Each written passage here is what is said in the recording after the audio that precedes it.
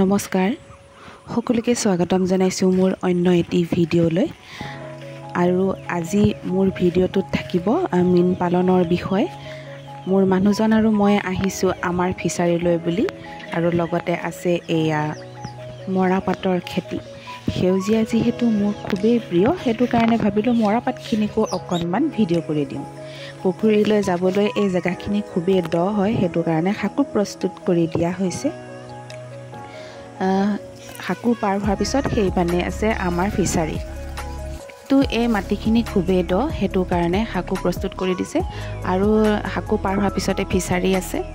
আৰু আমি পালোগৈ ফিচাৰী আৰু মোৰ মানুহজনে ইয়াত দিবলৈ আহিছে খলি হৈ মাছৰ আহাৰ যিহেতু বৰ্তমান খলি হৈয়ে দিয়া হ'ব খলি হৈ লগত আপোনালোকে সিপিও দিব পাৰিব সিপি দানা আৰু আমাৰ এই পুখুৰীটোৰ মাটি কালি হৈছে 3 বিঘা আৰু পুখুৰীটোত এটা মই ভিডিঅ' দিছিলোঁ মাছ ধৰা ভিডিঅ' এটা তেতিয়া আসলতে পুখুৰীটো ধুনীয়াকৈ সিচি সাফা কৰি এটো কাৰণেই লোৱা হৈছিল যাতে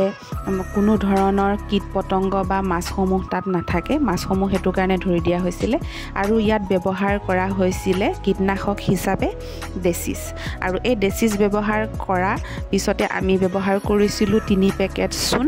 আৰু চূণ ডেচিছ ব্যৱহাৰ কৰা 3 দিনৰ পিছত আমি ইয়াত মাছৰ পোনা অৰ্থাৎ স্পুন এৰি দিছিলোঁ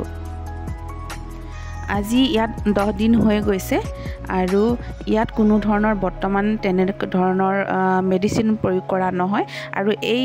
ফিচাৰীত দিবলৈ কাৰণে অনা পোনাবিলাক আনিছিলোঁ আমি টিং হেডচাৰীৰ পৰা আৰু ইয়াত খলি হৈ ধুনীয়াকৈ গুলি থোৱা আছে মানুহজনে ইয়াত খলি হৈ দিব সিপি দানা বৰ্তমান আমি ইয়াত নিদু খলি হৈকে দি আছো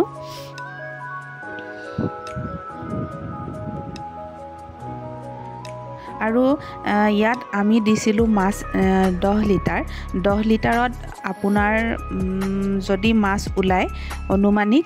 20 লাখ পোনা ওলাব আৰু চিন্তা কৰকচোন আপুনি 10 লিটাৰ পোনা দি 2 মাহৰ ভিতৰত যদি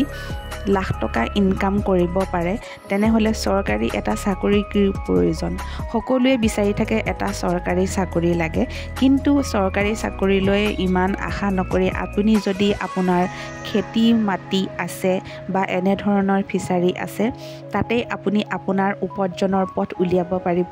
আৰু স্বাৱলম্বী হ'ব পাৰিব